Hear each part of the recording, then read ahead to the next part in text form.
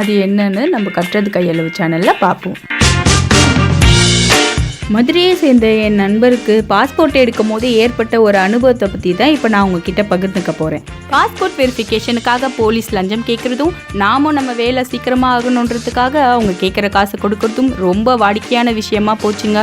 இப்படி தாங்க மதுரையை சேர்ந்த நண்பரும் தன் வெரிஃபிகேஷனுக்காக காசு கொடுத்துருக்காரு.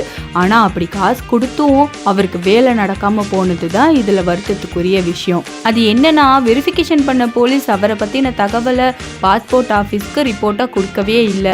இதனால் கோபமடைந்த நண்பர் நுகர்வோர் நீதிமன்றத்தில் வழக்கு பதிவு செஞ்சாரு.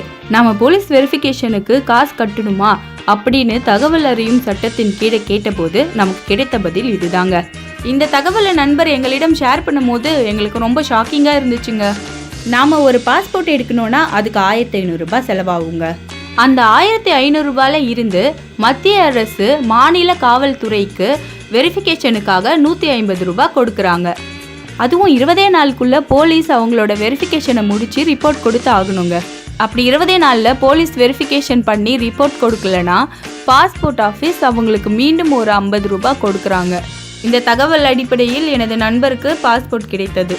அதனால நண்பர்களே, யாரும் போலீஸ் வெரிஃபிகேஷனுக்காக லஞ்சம் கொடுக்காதீங்க. 20 நாளுக்குள்ள வெரிஃபிகேஷன் பண்ணி ரிப்போர்ட் சப்மிட் பண்ண வேண்டியது போலீஸுடைய கடமை. இப்படி லஞ்சம் வாங்குற போலீஸ்களுக்கு நடுவில் இன்னும் கூட நேர்மையான சில போலீஸ் ஆஃபீஸர்கள் இருக்க தான் செய்கிறாங்க. அவங்களுக்காக எங்கள் சல்யூட்.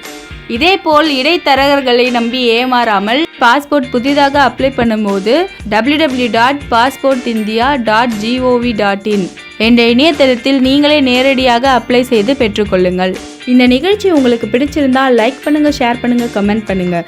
மீண்டும் உங்களை ஒரு நல்ல தகவலோடு மீட் பண்ணுறேன். Thank you friends.